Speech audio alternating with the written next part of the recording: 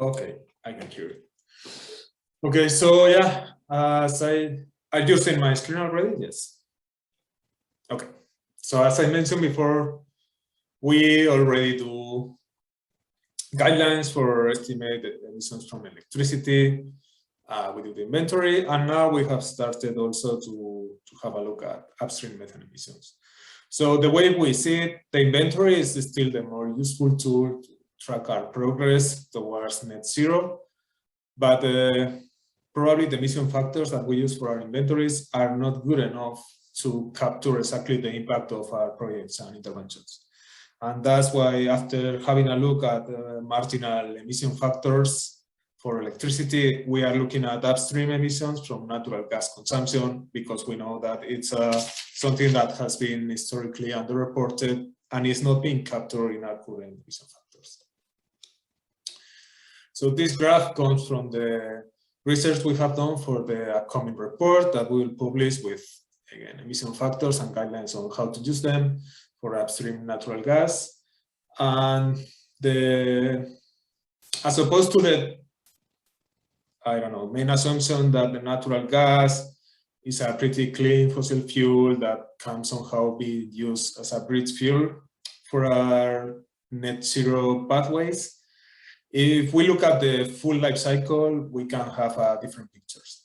I know all of you are aware of it, but I'm going to go very quickly.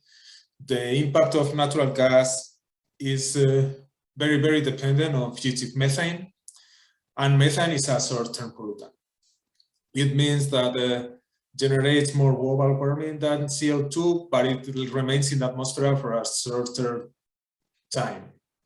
So if we compare CO2 against methane over 100 years, the impact that this methane is going to have in the short term is underreported.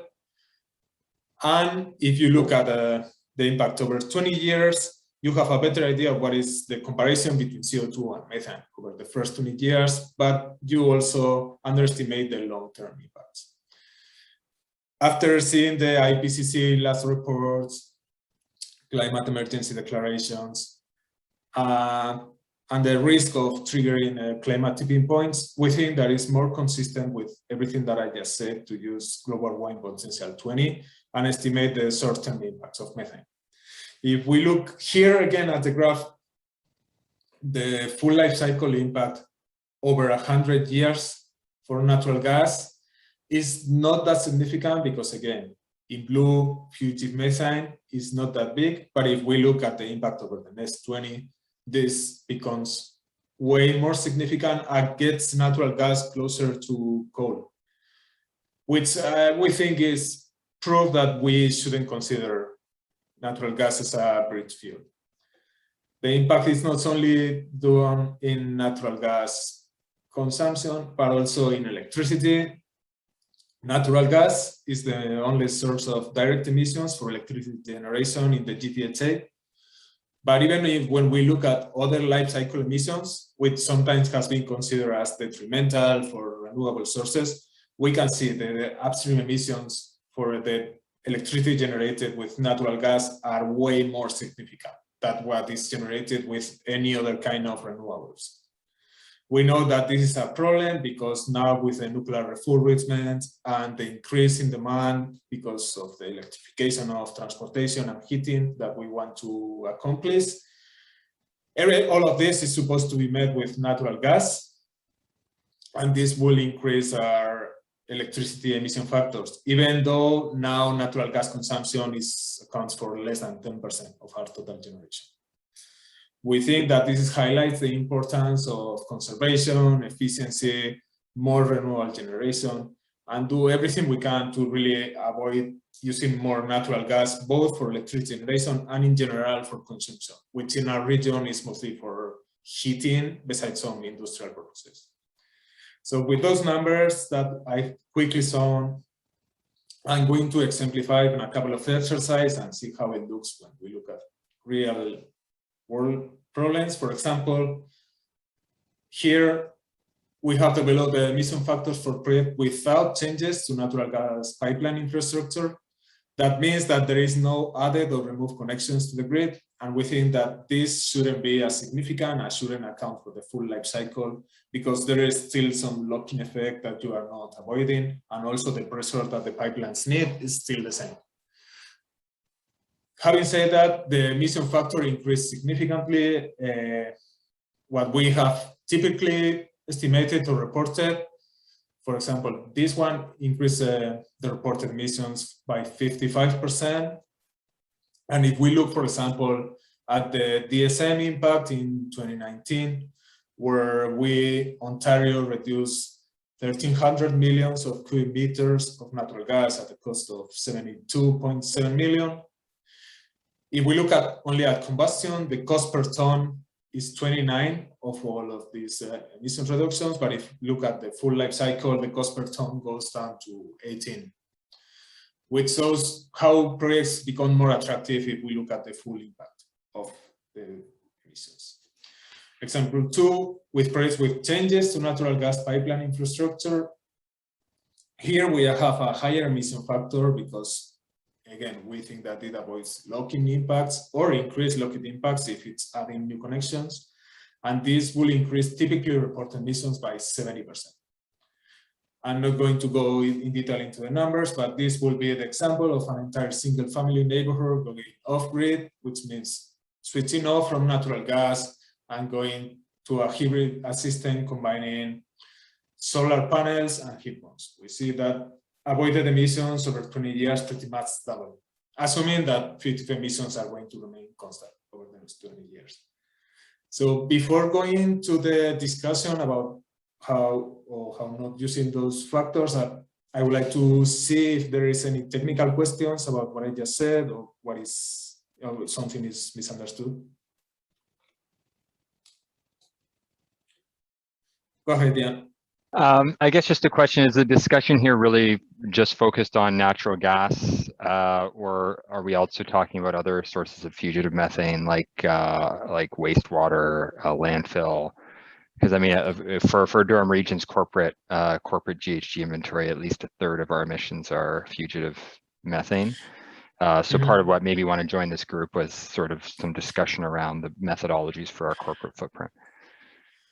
We are focused on natural gas, but if we have time, I'm happy to go ahead and talk a little bit about fugitive emission from landfills, carbon capture, and I don't know. I guess you are struggling between methane commitment or waste in place, or which methodology you should use.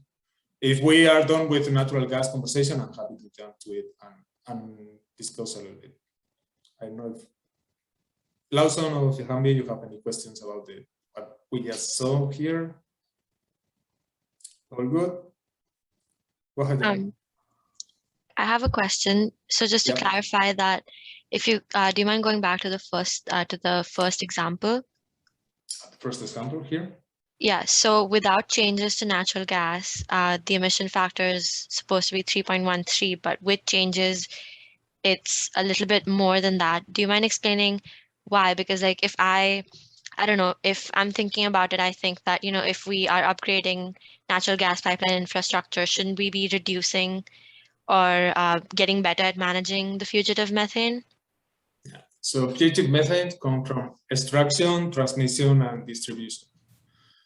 When a new connection is added to the grid, we consider that you have to account for a new addition to the transmission and distribution system.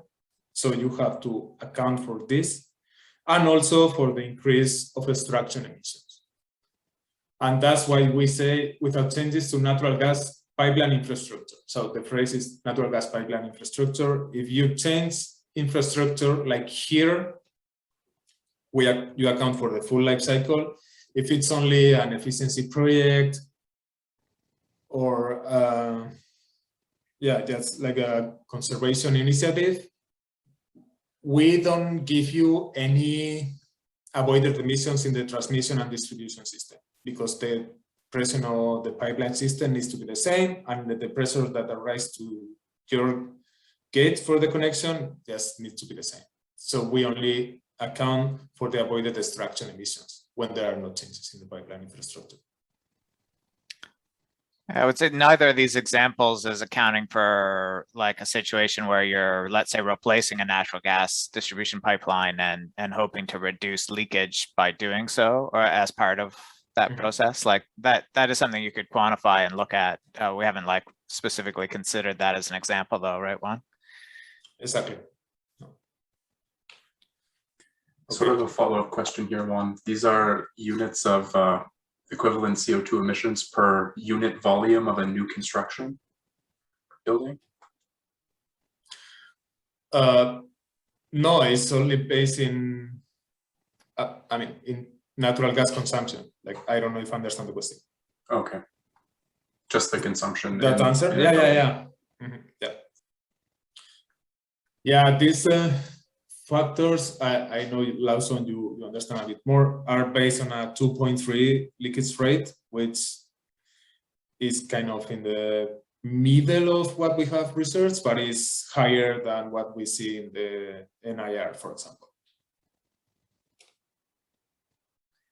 Okay. A key distinction between these two examples, I guess, being like we're trying to highlight that some types of projects, like an efficiency, conventional efficiency projects with respect to combusting natural gas, won't reduce leakage in the transmission distributions pipeline network, but we can still account for the fugitive methane from extraction and other life cycle impacts. Whereas other projects, if you're looking at the difference in a neighborhood, a new construction building, of it being on the gas grid or not being on the gas grid, then it's more appropriate to also consider the reduced emissions associated, or increased emissions for that matter, associated with leakage in the distribution system. Is that kind of a fair distinction, Juan? Yeah. Okay, so I'm going to jump to the discussion questions. Brian is going to facilitate the discussion. Can you just read them and then I copy paste it in the chat so I can stop sharing my screen? Sure. And first, can I ask, is there anyone who would like to volunteer to take a few notes and report and do a 1-minute report back when we go to the big group? I'm gonna leave it open for a couple seconds. I can do that if you want. Okay, great. Thank you. That'd be great. Okay, so getting into the discussion questions, the first one is, what would prevent you from implementing life cycle analysis of natural gas in your quantification practices or decision making? And then the second part of that question is, what data, influence, or interventions would help resolve those barriers for you?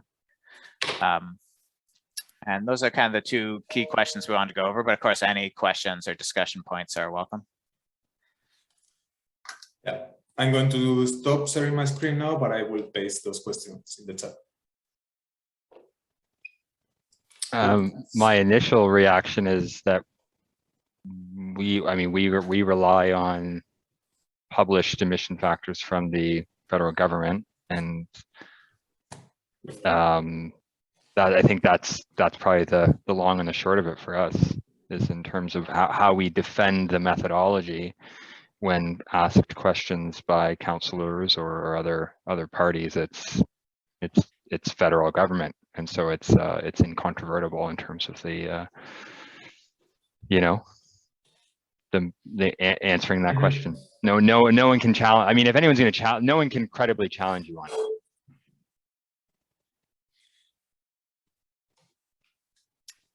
Right. Okay.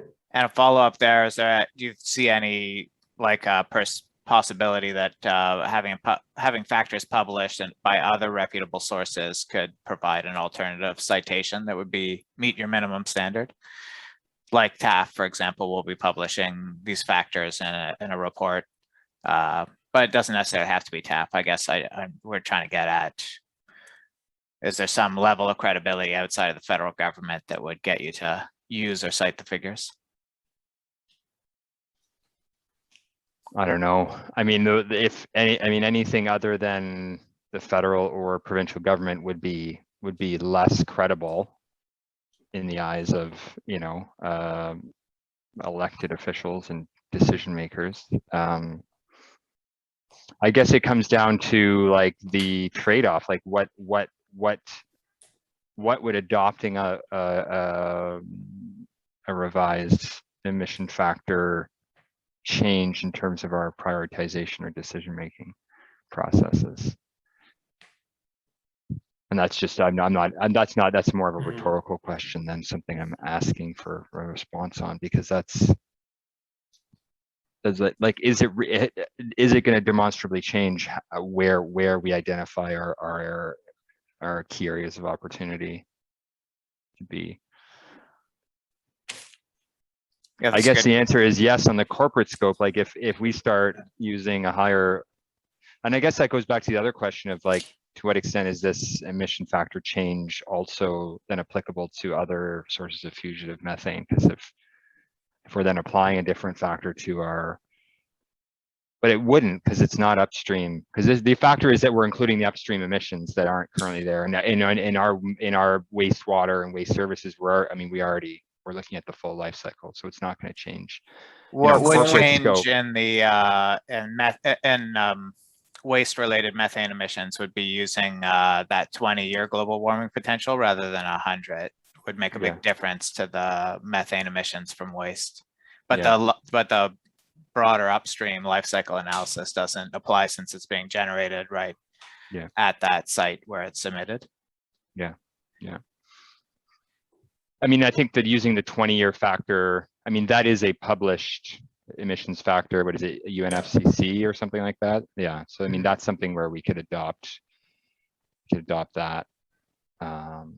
And I mean, in some ways, it would make our job easier to realize substantial emission reductions, because landfill emissions are relatively easier to reduce, I'd argue, than the energy-related emissions. So in some ways, it might help me hit our targets, but. It would definitely, I mean, Juan would have his finger on the numbers, but like just doing that 20-year potential for pure methane, like you have from waste, is a pretty significant increase in the emissions, right, Juan? Yeah, between 2 and 3 times. Yeah, 2 and 3 times. So yeah, it's really going to change what your corporate emissions profile looks like for the city, and arguably give you a better indication of where the corporate priorities should lie and those emissions under your direct control. Yeah.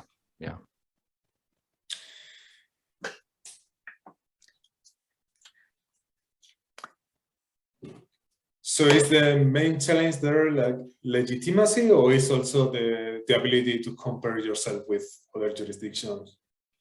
I think it's legitimacy of the methodology. Yeah.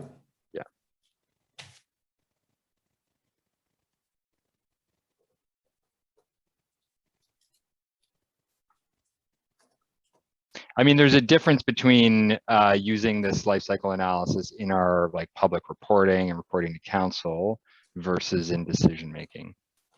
And those are in some ways 2 different use cases, if you will, and maybe it's easier to look at it in sort of a more of a technical decision making context than a public reporting context. But I'm still going to have face these challenges with internal staff and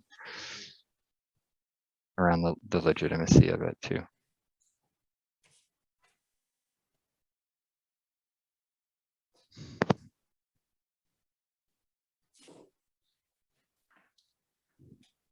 And in respect of like back to natural gas related fugitive methane emissions and accounting for those, I think, to your original question, Ian, it probably doesn't dramatically change a lot of priorities because buildings are already a major source of emissions for all the regions in the GTHA. So factoring that in just makes them bigger, significantly larger. But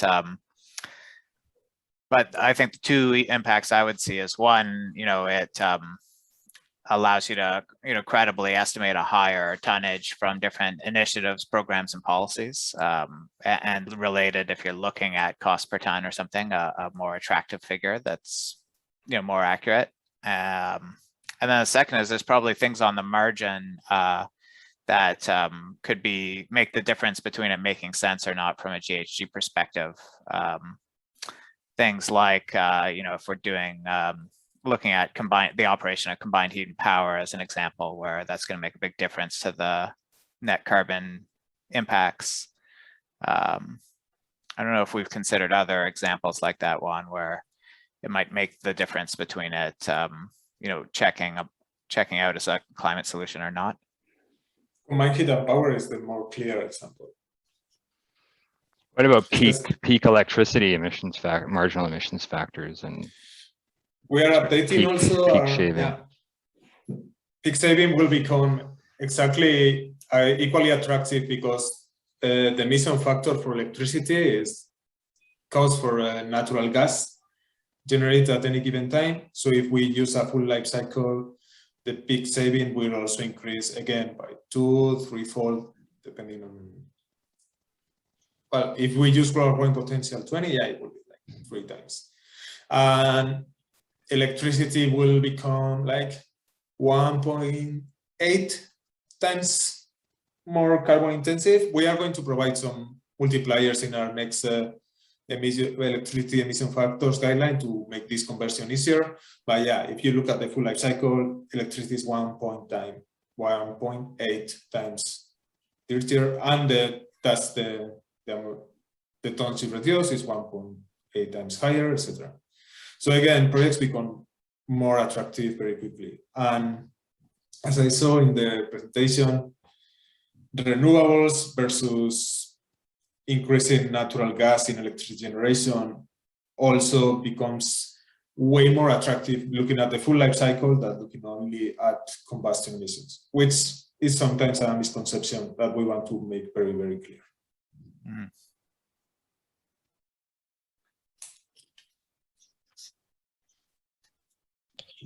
Mm. Coming back to like the other kind of challenge that was mentioned about comparison, making it more difficult to kind of compare with other cities, other municipalities in Ontario, beyond Ontario, how would, you know, you recommend kind of having those comparisons if we end up using like DAF emission factors? Because again, that would kind of be different. Yeah, I think you can, and it's in line with what Ian was mentioning, you could use more suitable emission factors or other organizations that dig deeper into the emission factors to your own decision making. And to reporting, you can keep using emission factors that ensure more consistency and legitimacy with other jurisdictions, at least until organizations like the NIR change their methodology and upgrade what we know is an underestimation of the fugitive rate.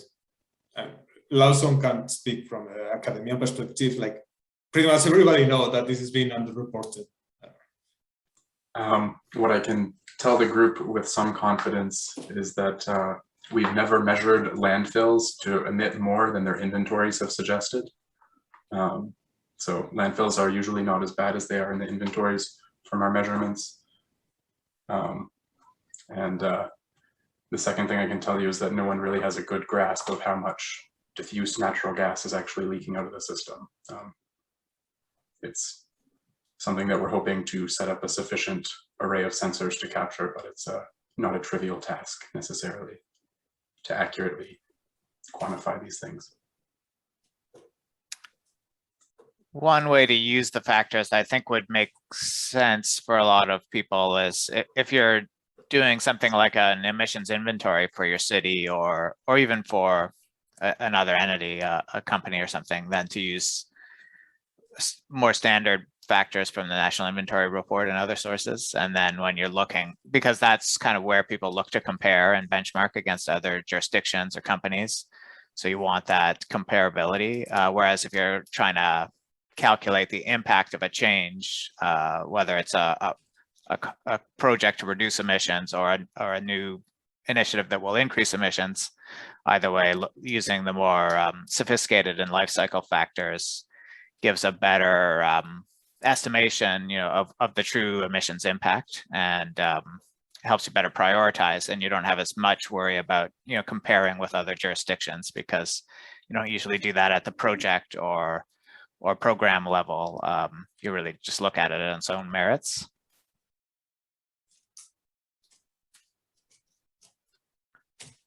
As well, I would keep your eyes open. Nothing ever happens quickly in government, unfortunately, but hopefully Environment and Climate Change Canada should be updating their emissions factors for natural gas, because we found for oil and gas generation, especially out in Western Canada, to consistently underestimate the fugitive emission rates from the upstream infrastructure. So hopefully the national inventory will reflect these findings in the future. But like I said, the bureaucracy tends to be a little bit behind the science on these things. Yeah, we can hope to see some change there in the next, I don't know, 2 to 5 years, somewhere in that range, I hope, right, Lawson? Although I think that, you know, from their methodology, they'll continue even when they update this to like separate, right? And they will say, well, here's the upstream emissions from oil and gas, and here's the emissions factors for using natural gas and associated emissions. Although they do include some small allowances for fugitive emissions in the transmission distribution system in those. So, you know, the kind of factors you'd have to do some work with their updated factors still to kind of derive a factor that you could use for per cubic meter of methane or cubic meter of natural gas combusted, for example. Does this become like a scope 3 emission reporting on a corporate level? Like, does it just get lumped in as another one of those where we might report the direct emission factor in our scope 1 and 2 inventory, and then the upstream emissions and as a scope 3? Right. Basically, I would say technically the emissions from extraction would be scope 3 and some of the transmission, but then the emissions leakage that's happening, the methane leakage that's happening from the local distribution network would technically be scope 1. But you know, you could see people reporting it that way though, all as scope 3. You know, because the local distribution leakage is happening in your jurisdiction. So well, if you're a city anyways, you would technically that would be scope 1, right, Juan? Of your community-wide inventory. Yeah.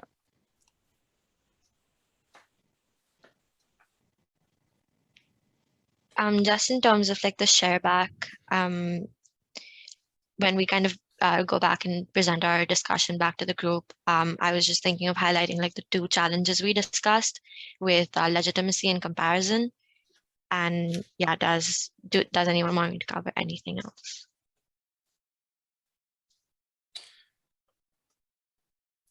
We might want to capture just like the side discussion we had about the impact of using a 20-year global warming potential on like landfill emissions or liquid waste emissions.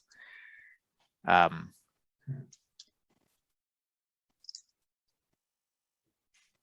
mean, it's sort of intimately tied to the other group, connecting data and decision makers, because like the legitimacy question is connected to that, and then as well, like how might this adopting this change affect decision making and priorities at either a corporate or a community-wide level? Right, because Ian, you said for your corporate inventory that the waste-related methane emissions were what, like close to 1/3 of your corporate inventory? With solid waste and wastewater together, yeah, the non-energy emissions are 36% of our corporate inventory. Right. So if you switch to a 20-year global warming potential, 100-year global warming potential, excuse me, then that would become like 70% or something, Juan? But this is fugitive methane, or is flaring? Are you flaring this methane in the landfill? Because then it wouldn't change. Right. No, we're not flaring it. No. Oh, okay. No, yeah. If it's fugitive, yeah, it will be. These are like old like landfills, mostly small landfills. Okay. No, then yes, yeah. You just multiply those values. Again, it's the comparativity issues are still there, but the real climate impact will be more accurate if we look at our 2050 targets using those values for sure. Especially, and again, Lawson can speak better to it, that IPCC has recommended that curtailing methane and other short-term pollutants buy us time to stay on track under 1.5 or 2 degrees by 2050. How does like RNG production factor into this discussion? RNG, sorry, go ahead, Lawson. It's good because that gas is going to get produced either way. It's better to capture and burn it. So RNG is the best and only acceptable form of natural gas, as far as I'm concerned. Yeah, we still have some lock-in concerns. The fact that we use RNG might extend the lifetime of natural gas if we eventually want to phase out. But it's something that we are going to have a closer look next year. All right, guys, I'm gonna have to leave the meeting now, so I won't hear the report back. But nice to meet you both, who I haven't met before, and thanks for the conversation. Thank you for your time. Thanks for Ian. participating, Ian. And yeah, we can join, I think, the main room already. If not, they are going to kick us out anyway in 26 seconds. So yeah, leave the breakout room. And thanks, everyone. Yeah, thanks, everyone.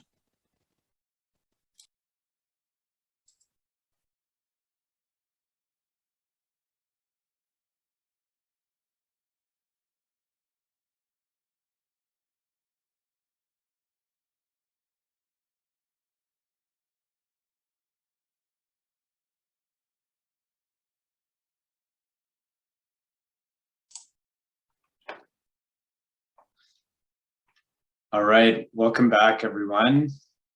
Hope you all had good, productive sessions in your breakout rooms.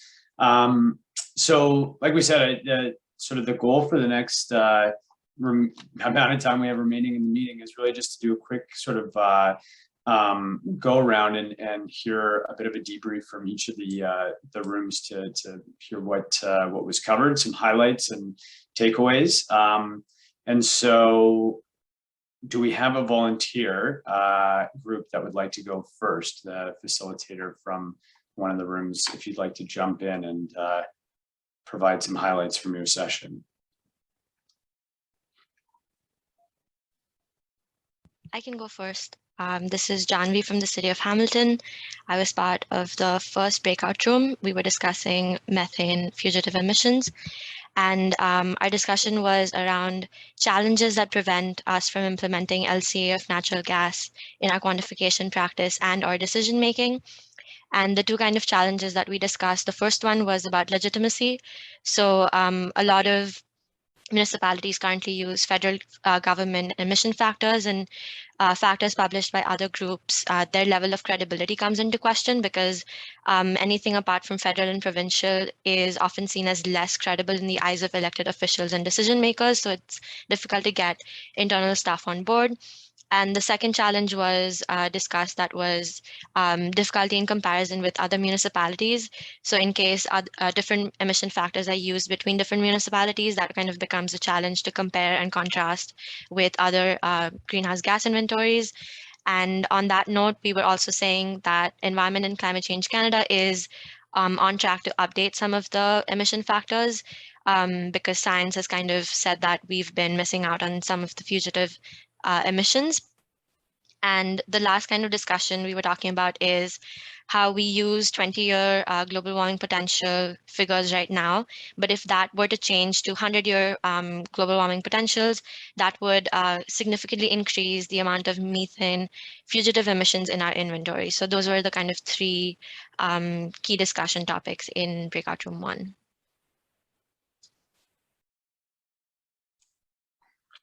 Thank you for that efficient rundown of the conversation. Any questions for that group or other thoughts from any other members that were in that room? Just a quick clarification. I think Johan V was capturing one of my last points, but I think I got the factors backwards. So It's really that right now we're using the 100-year equivalency for carbon emissions equivalent. And if we switch to the 20-year, then as we proposed, at least for certain purposes at TAF, that has a big impact, particularly on municipal, like corporately owned emissions factors from the municipally owned resources, because waste is already a significant share of municipally owned assets. And if you switch to that 20-year carbon dioxide equivalency calculation, then you really significantly increase the share of waste in that corporate profile. Thanks, Brian. For everyone else that maybe wasn't in that room but might be interested, Juan or TAF team, can we give a bit of an update on some of our research and a forthcoming report on this issue and when that might be coming out? Yeah, well, we are finishing the review of the draft, and we hope that probably within this month or the next month, we will publish a guideline with emission factors and instruction of how to use them for full life cycle natural gas emissions. All right, thank you. Okay,